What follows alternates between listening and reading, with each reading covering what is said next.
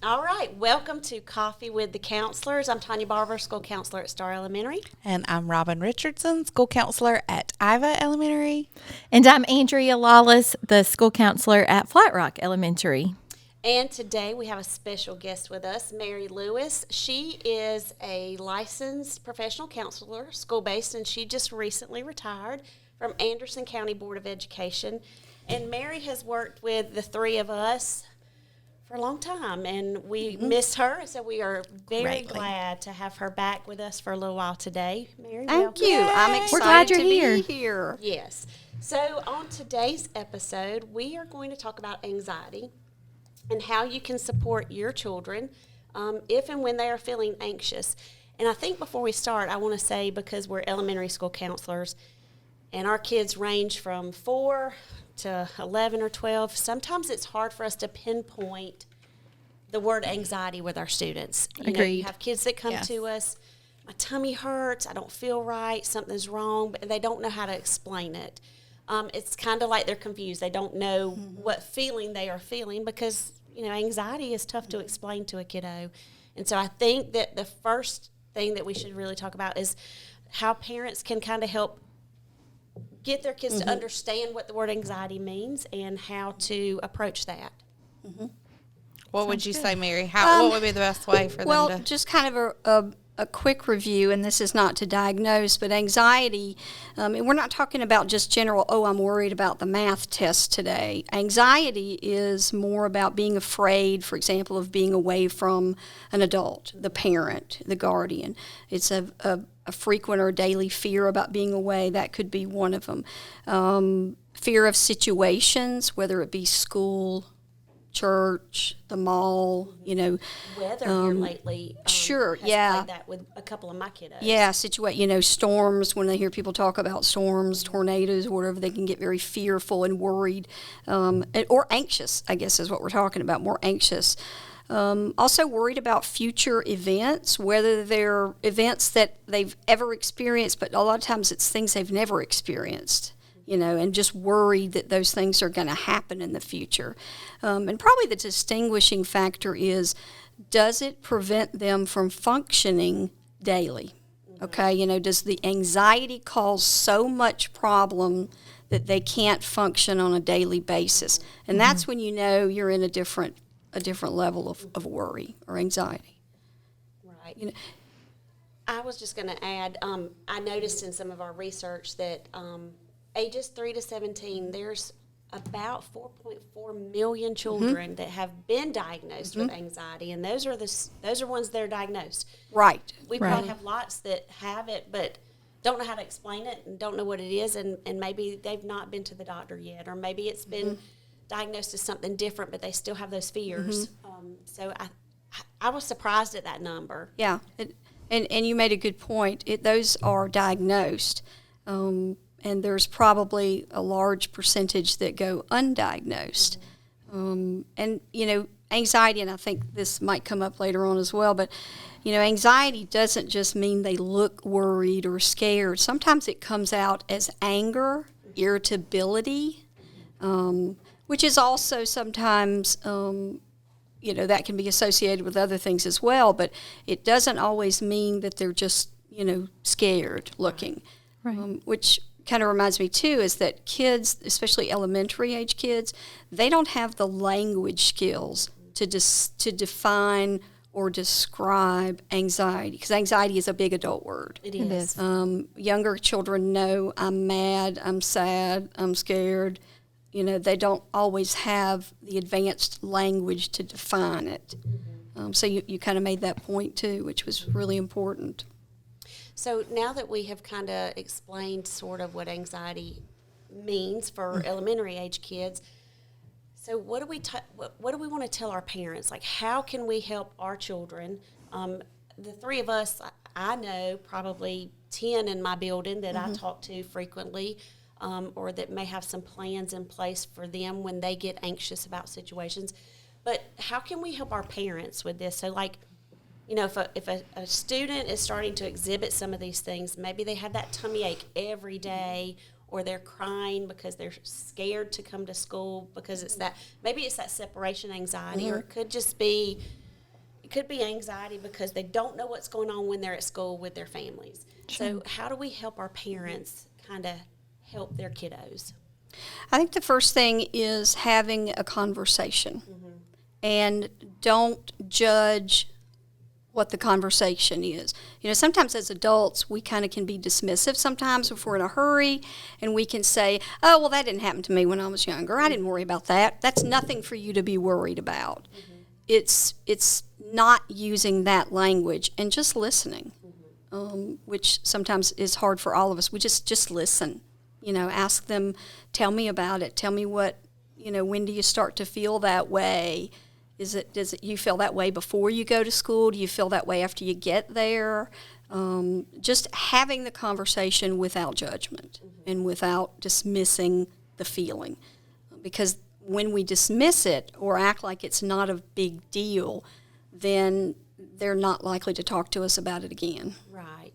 I think too, the listening piece is also important because like I'll have a parent call me and say, hey, can you meet with my child? They're feeling anxious or they're worried about another kid in the classroom. They're picking on them or, you know, they're being mean. Absolutely. Let's sit down and let's talk. But then once you get to talking to them, then you find out it really is nothing about, you know, another student. It's something even more, you know, deeply rooted. Right. And as a parent, because I'm guilty of it too with my own children, of just kind of be like, we'll talk about it in a minute, or, you know, you'll be all right. It's okay, or whatever. But just really asking those questions and like truly hearing what they're saying. And then maybe what you thought was a, you know, just a little, oh, so-and-so's being mean to me or whatever. It's like, oh no, like I'm really worried about this, or I'm anxious about this, or, you know, so. I think that goes back to what we were saying earlier about kids not having the vocabulary to say what they're feeling or what's bothering them.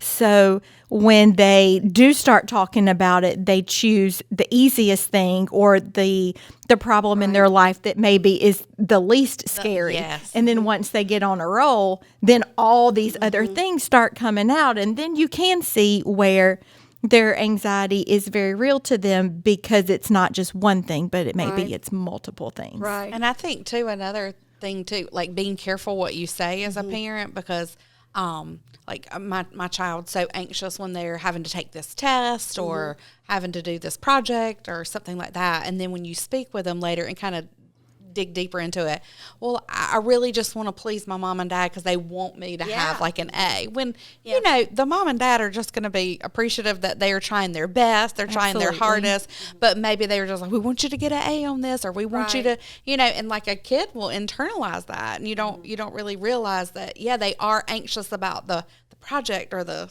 test or whatever, but it's because they want to please you. It's not. Yeah, that's that. Yeah, you're exactly right. You'll find out it's really more maybe about how they interpreted what the grown up in their life meant versus what they really said. Yeah. So yeah, that's absolutely true. The other thing that came to mind too is sometimes talking about the anxiety right then when they're, well, no, all the time. It's harder to talk to them when they're anxious. You know, when it's a time when if you're rushing to get them to school and they don't want to go to school, you're probably not going to get to the deeper problem because they're already upset. Their mind is racing and they're upset, you're upset. So the best time to have those conversations is prior to them getting upset or anxious, because you're going to listen better and they're going to have better communication skills about it. So just in a different time, maybe the night before, if you know, hey, the last few days they've really gotten anxious about going to school, or they're refusing to get out of bed, or they're, you know, whatever the case may be, it's having the conversation before they get upset makes a lot of difference. I think too, sorry. No, you go ahead. Hey, you had something else to add. I was just going to say that once we kind of figure out what's causing the anxiety with the student and we start trying to work on coping strategies, I think it's important for the parent and the child to practice those strategies when nothing's going on. Yes. Okay, remember the other day how we had a fit in Walmart because of whatever, you know, whatever made you anxious. So remember the other day, and this is what we want to practice. So we're going to practice it now. And then they're more likely to use that strategy or that tip or tool that they've been taught if they've practiced it when they're not anxious. And so many times I think even for myself, when a kid comes to me and they're upset about something, and I'm trying to teach them a strategy right then and there, they're probably not going to remember it. So I'm going to have to go back later in the day or tomorrow and say, okay, remember yesterday when you came to me? Let's practice that again, because yesterday you were really upset, and I think we need to practice it when we're not upset. So I think parents even understanding that, hey, we need to practice these things periodically and not just one time. Right. Yes. We need to remember they're kids. They're little. They're still developing. They're still trying to understand what this feeling is. And if we just kind of dismiss it as, oh, I showed you this tip, don't you remember? They may not. Yeah. And as grown-ups, we have to remember, too, we have great language skills, and we can explain things, and we can talk them to death sometimes. Kids can't and won't. So sometimes, especially if it's a younger child, have them draw a picture of it. Have them draw a picture of what it would look like if they weren't feeling that way. Or, together draw stick people. You don't have to be an artist to draw a picture. You can draw. I love drawing stick people. I mean, they look good to me because I'm not an artist. And so having them draw a picture of what they want it to be, and then referring to the picture rather than just talking, because kids tune us out after a while, and so maybe they're more comfortable drawing it, or making a picture, not a big picture, but just just a picture. Or if they're trying to describe what their feeling is and they don't have a word for it, see if they'll draw a circle and let them fill in the face. What does it look like? And color too. Yes, Like what color is your yes. is your face? Yeah. too? I love And that. those are counseling techniques, but they're also things that parents, everybody has a pencil at home and a piece of paper. Sometimes just letting them draw it, and then if you have color, that's even better. It gives you something to talk about.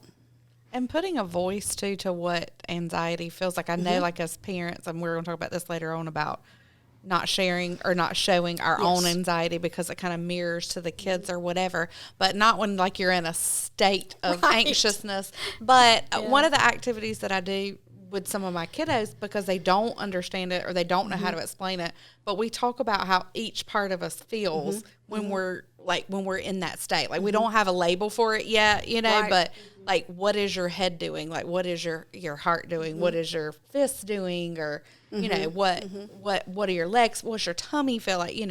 That type of thing. So just giving them that language tool piece to use, and then that would help you understand more kind of what they're going to. So communication. What about some tips? Like some other things? What would be, you got some? For parents or Yes. for, Some and things they could do, like strategies, So- toolbox. So the other thing in having conversations about it, I like to use rating scales, even with little kids, 1 to 5, on a scale, on a scale of 1 to 5. How anxious are you right now? And a 1 means you're good to go. A 5 means, ooh, I'm really, really anxious. This is the most anxious I've ever been. First graders can tell you 1 to 5. Right. But again, I'm a very visual person, and I think children are as well. And so I'll just draw numbers 1 through 5 on a sheet of paper, draw a line just like a little ruler, or use a ruler, and say, oh, how anxious is this making you feel right now? Or the thought of going to school, is that where is that?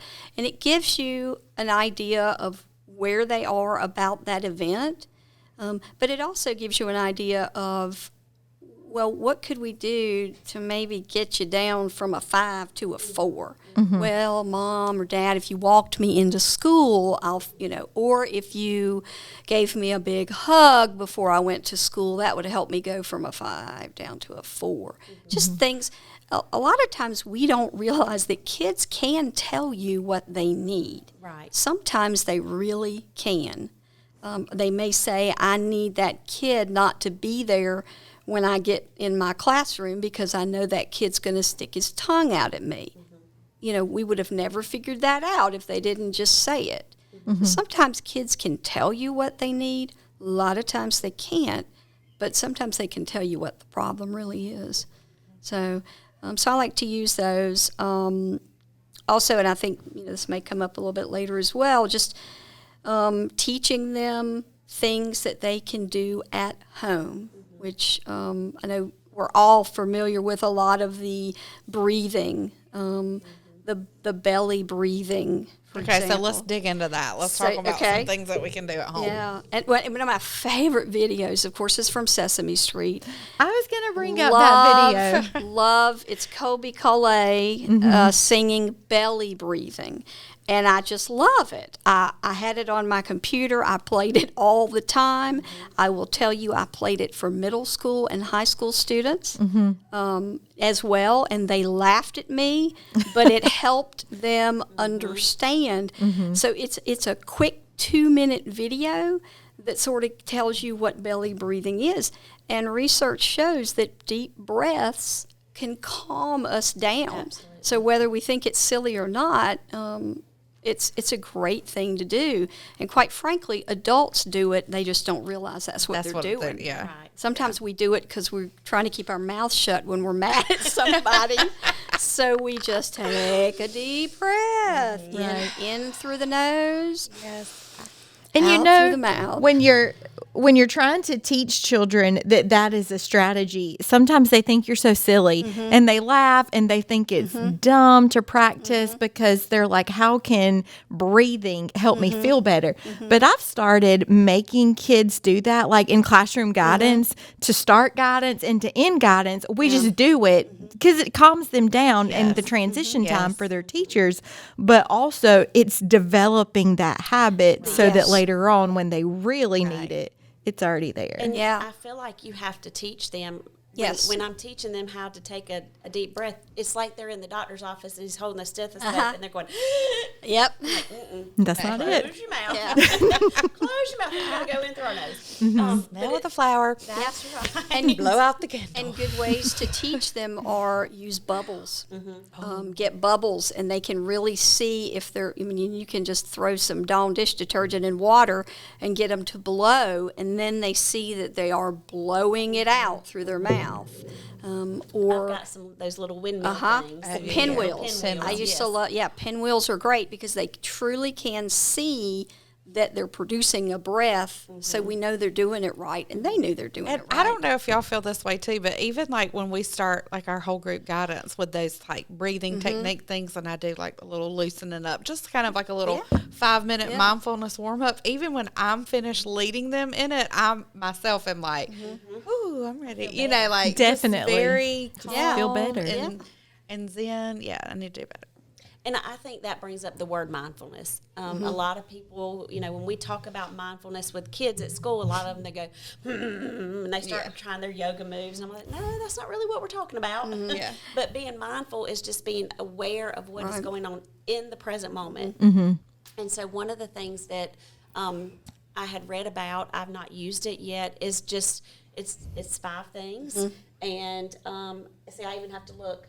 It's listing 5 things they can see. Oh, that's my favorite one. Yeah. 5, 4, 3, 2, 1. Yes. So we do that And a then lot. 4 things they can feel, and then 3 things they can hear, and 2 things that they can smell, and 1 thing they can taste. And I think that's great. It is great. And like doing it in the moment kind of grounds them, even if they're anxious or even if they're not. But another little spin that you can play on that too is before they start 5, 4, 3, 2, 1. And I learned this when I did my mental health rotation. So thanks, shout out to, I forget her name, but yay. I learned this while sitting in on one of her sessions.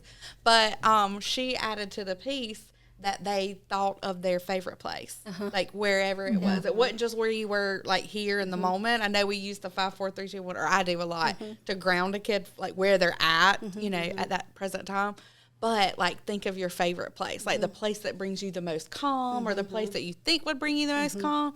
And then not only are they 5, 4, 3, 2, 1 in it, but they're also using like their imagination, and it really gets their mind off of, And so anytime I ever do 5, 4, 3, 2, 1 with my kiddos, I always like model it. And my favorite place in the whole wide world to be is like at my mom and dad's house. Like that is just when I think comfort, when I think joy, whatever. I think of Sunday dinners at my mom and dad's house.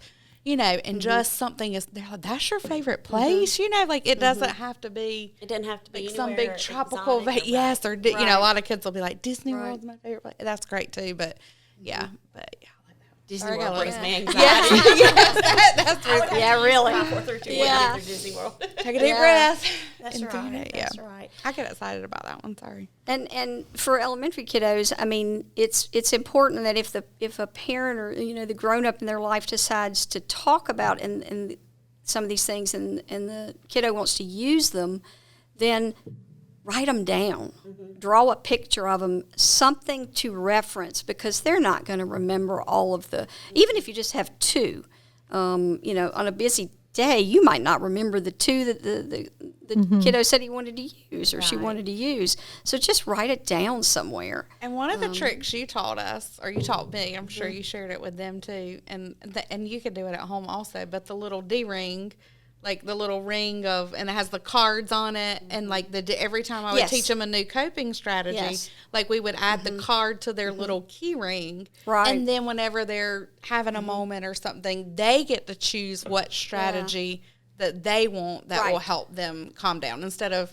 Right. me making that choice for Yeah, them. because we can't, kids can tell us what they need. And Yeah. if they tell us what might work, they're more willing to use it. Yes. And each situation may bring something different that they need. Yeah, Right. yeah. Depending on the situation, deep breathing might not work. Maybe they need to have like a 5, 4, 3, 2, 1 moment, or maybe they need to think about a mindfulness script that somebody has gone over with Yeah. them. Yeah. I know for test anxiety, for some of my kids, we do a script and we cut the lights off, we get cozy, we lay down, we deep breathe, and then I just read a script to them, and it's a treehouse script, and they know that when I get that test, if I'm struggling, that I just pause it, and for just 20 seconds, I go to my treehouse, because they've imagined it, it's still there, and it sticks. So that could even be a Yeah. tool that they use, Yeah. especially for those older students. And as they get older, I've got a lot of 3rd, 4th, and 5th graders that do get anxious, even if it's just a daily quiz kind Right. of thing. They just all of a sudden they feel that pressure, and even though they could tell us in just a chat, oh, I know all this, I know how to do this, I know this vocabulary, and that test gets put right in front of them and they're done. So they need those little strategies, and I try to share with the teachers too what we've worked on, so that they know if that kid has paused their test, they're working on a strategy for a minute, not to say, hey, wait, get busy. What are you doing? Yeah. Get out of work. They need a moment. Yeah. Us adults need moments. Sure. So we need to be able to teach our kids when they can take those moments as well. Something I've noticed with older kids is now with everybody having Chromebooks, everybody's 1-to-1. They take the Chromebooks with them to their classes and they take them home. So those covers on the Chromebooks are clear, and it'd be so easy for kids to just put their notes on there of what their strategies are for when they get anxious and just slide it down in that cover, and then it's always with Or them. maybe it's a picture that helps calm them. That's Right. true too. Something they've drawn or colored, and they just slide it in that little pouch. Well, and you said, you think of your mother's house and kitchen and going there and just drawing a picture of, they can also, if they want to draw a picture of a place that makes you the happiest, that you feel the best you ever feel. And that's visualization, is being able to visualize then what that looks like.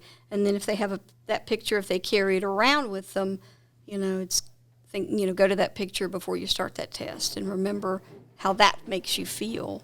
Another thing for parents too is some little something that the kid can keep with them throughout the day. I've given worry stones out, which I make a big deal out of Yeah. because these are actual things I've picked up off the beach that I keep in a little collection love that them. Yeah. they can rub whenever they worry or get anxious about something. They can pull it out and rub that. But a parent can do the same thing. Maybe it's a picture of mom and dad, or maybe it's one of mom's old pendants or something Yeah. that they could give and just keep in their book bag. And when they feel worried or missing mom and Yeah. dad, they can pull it out and rub it, or just put it around their neck or something to have it with them when they need something like that. My kiddos here, when they're the separation, we have like the little bitty stuffed animals that will just fit in their pockets, and so they don't really take them out and play with them, but they can put their hand in Yeah. their pocket and just like Yeah. feel the softness of it, and they get to pick which one. and Yeah.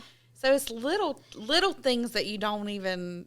Things that, sometimes it just takes something small like that, because it's also a distraction in a way. It could be, yes. distracts from, oh gosh, I'm going to get worried.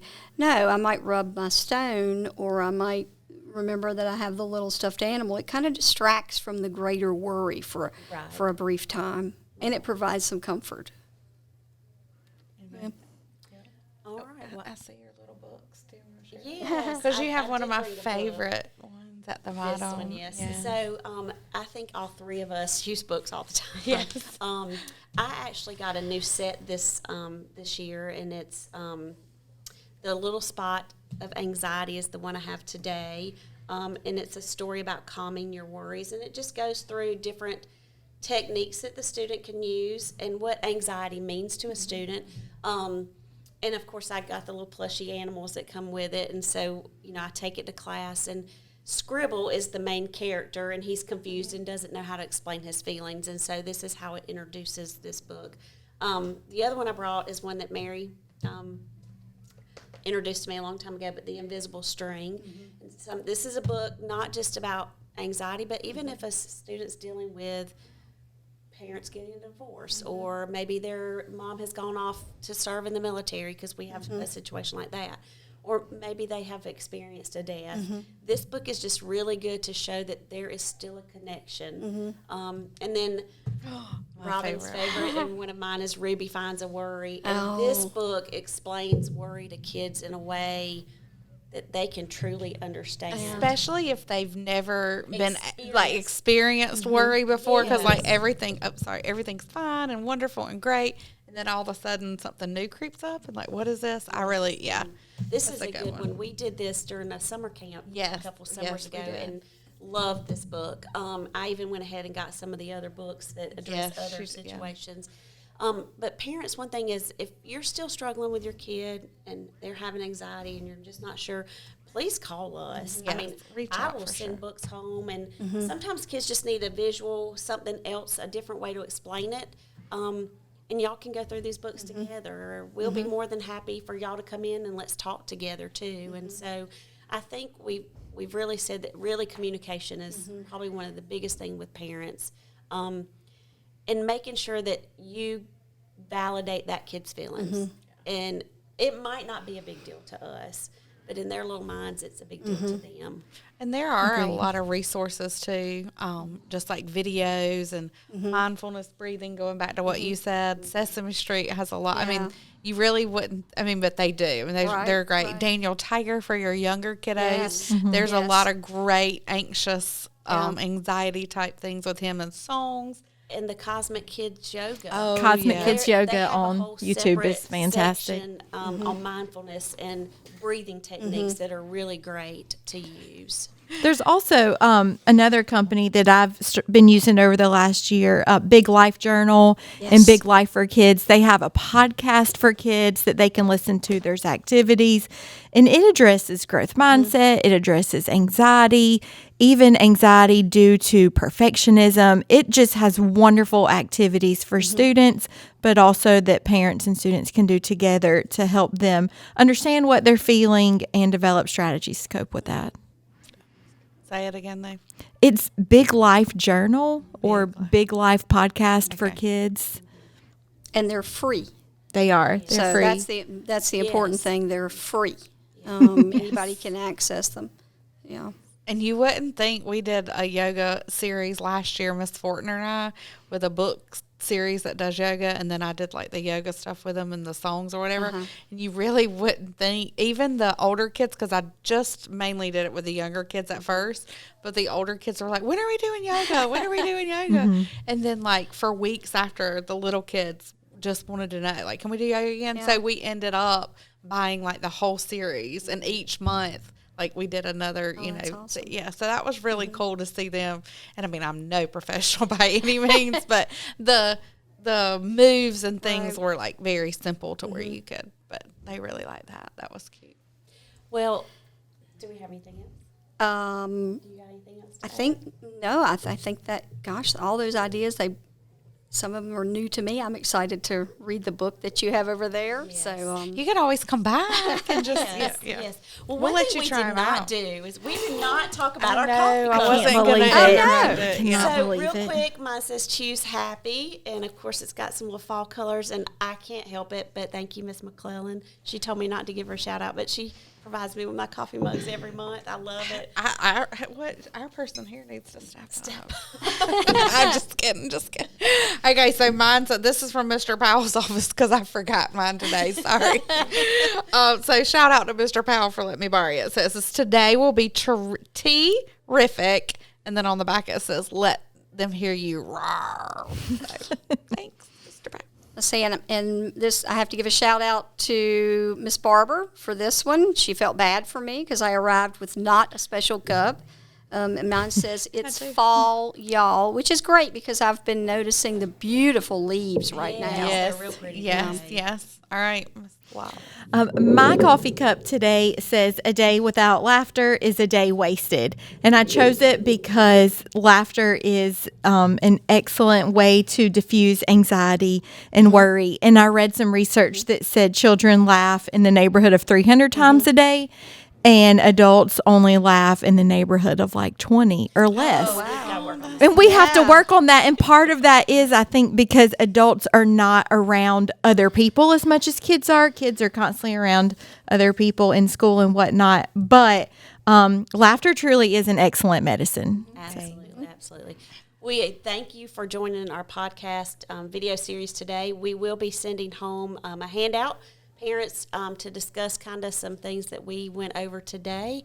And we hope you will Next join week, us. maybe. Yes. Yes, next week. And not Friday tomorrow. folder. Yeah. Yes. Yeah. Don't Friday folders next week. Yes. But I hope you will join us again for our next podcast. Thank you. Thank you, Mary. Thank you for having me.